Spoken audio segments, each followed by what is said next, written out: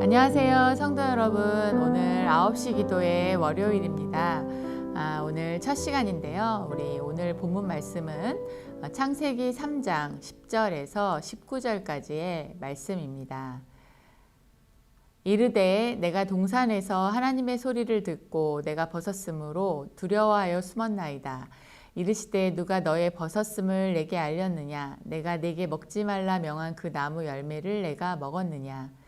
아담이 이르되 하나님이 주셔서 나와 함께 있게 하신 여자 그가 그 나무 열매를 내게 주므로 내가 먹었나이다. 여호와 하나님이 여자에게 이르시되 내가 어찌하여 이렇게 하였느냐? 여자가 이르되 뱀이 나를 깨므로 내가 먹었나이다.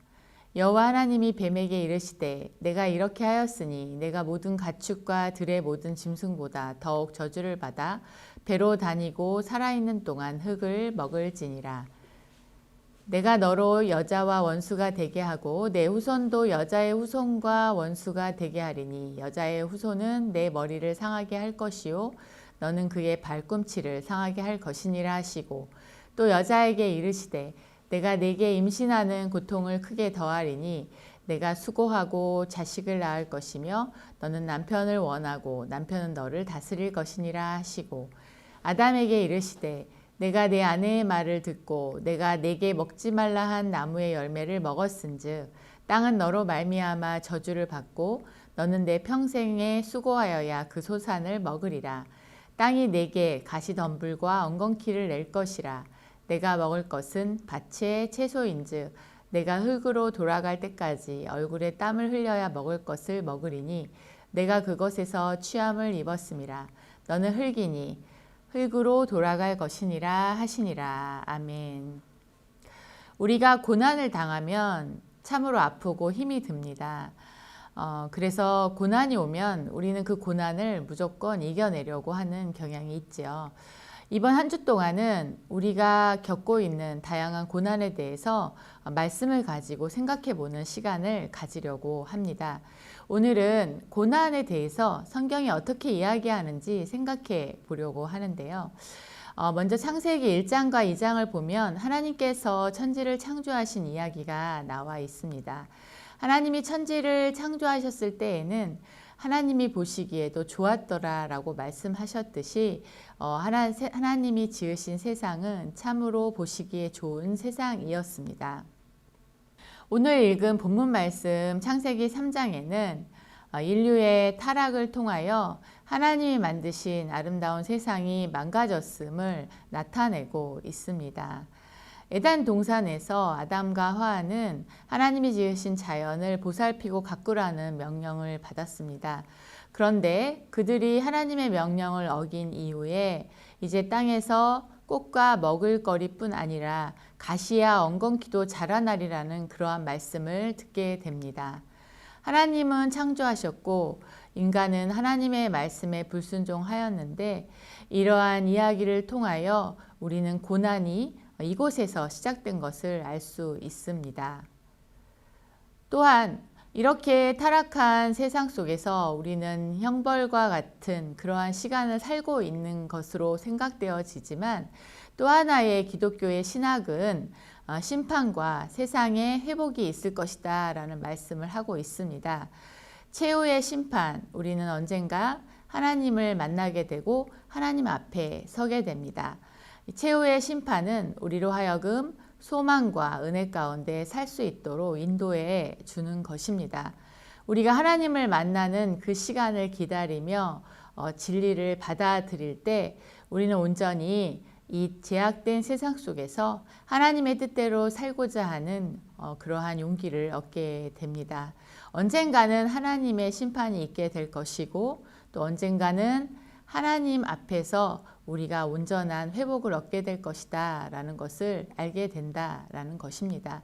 그래서 고난 중에도 우리가 용서할 수 있는 용기를 얻을 수 있고 또 안갚음과 폭력을 행하기보다는 하나님의 때를 기다릴 수 있는 용기를 얻게 되기도 한다라는 것입니다.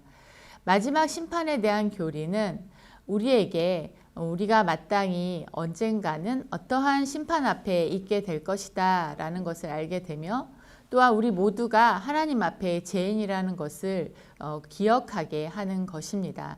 그렇기 때문에 마지막 심판의 날에는 깊은 위로가 고통당하는 이들을 기다리고 있다라는 것입니다. 또한 기독교의 또 신학은 성경에서 말하는 고난은 부활과 세상의 회복이라는 것으로 우리가 또한 생각해 볼 수 있습니다. 육신의 부활은 단순히 잃어버린 삶의 위로를 주는 수준이 아니라 완전한 회복을 의미한다라는 것이죠. 우리는 새롭게 회복된 세상에서 영광스럽고 안전하며 이루 말할 수 없이 풍성한 삶을 누리게 될 것입니다. 성경 말씀에 따르면 아까 죽음에서 건지신 그리스도의 구원은 그 영화로운 아름다움과 그것을 누리는 기쁨을 헤아릴 수 없을 만큼 크다라는 것을 알 수가 있는 것입니다. 고난당하는 우리에게 또 하나 성경은 성육신과 대속이라는 것으로 설명해 주고 있습니다. 만약 고난이 없었다면, 예수 그리스도의 십자가의 고난이 없었다면 우리에게는 만족할 만한 해결책이 없다라는 것입니다. 신약 성경은 예수님을 표현하기를 육신을 입고 오신 하나님이라고 가르칩니다. 그분 안에는 신성의 모든 충만한 것이 있고 그리고 그 육체 안에 거하셨다는 것이죠. 예수 그리스도는 하나님이셨지만 고난을 받으셨다라는 것입니다. 그는 인간의 연약함을 경험하였으며 심한 고난 속에 또 고난이 가득한 삶을 사셨습니다. 예수님은 십자가 위에서 인간이 감당할 수 없는 그 이상의 고통을 당하셨습니다. 예수님은 십자가 위에서 이렇게 말씀하셨습니다. 나의 하나님, 어찌하여 나를 버리셨습니까? 라고 부르짖었습니다. 주님은 처절한 단절과 상실을 경험한 것이죠. 그리고 그가 십자가 위에서 인류를 너무나 사랑하셔서 모든 것을 내어 던지게 하신 하나님, 그 하나님이 바로 그분이라는 것을 고백하게 하셨습니다. 예수님은 우리의 고난을 아십니다. 그리고 우리의 고통의 자리에 함께 계시고 우리의 눈물을 씻길 계획을 가지고 계십니다.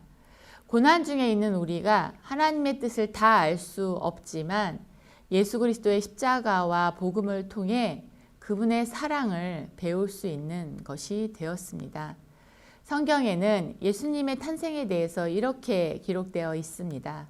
흑암에 앉은 백성이 큰 빛을 보았고 사망의 땅과 그늘에 앉은 자들에게 빛이 빛이었도다 라고 말하고 있습니다. 예수님께서 세상의 빛으로 이 땅에 오셨는데 여전히 우리의 삶의 고난이 사라지지 않는다. 왜 이렇게 아프게 지내야 되느냐라고 물을 수도 있습니다.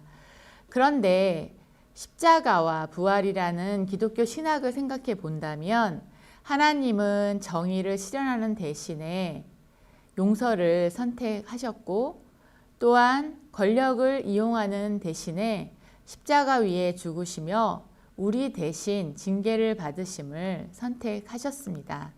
그렇기 때문에 우리를 온전하게 멸망시키지 않고도 악을 심판하실 수 있었다라는 것입니다. 그리스도의 죽음과 부활은 우리가 속한 사회 속에서 마주치는 무수한 악 앞에서 무기력해지지 않고 과감히 맞서고 견디게 할 뿐 아니라 우리 마음에 가득한 악을 몰아내는 강력한 능력을 가지고 있습니다. 이 모두가 하나님의 아들이 인간의 고난 속에 들어와 악을 근본적으로 뒤엎고 마침내 그 악과 죄, 고난을 죽음 자체를 영원히 끝낸 덕분이다라는 것입니다. 성도 여러분, 성경은 고난당하는 자에게 이렇게 말합니다. 고난당하는 자와 예수님은 함께 하시며 한 줄기 빛으로 우리를 인도해 주신다라고 말씀하는 것입니다. 오늘 이 말씀을 가지고 우리가 첫 번째 기도 제목을 가지고 기도하도록 하겠습니다.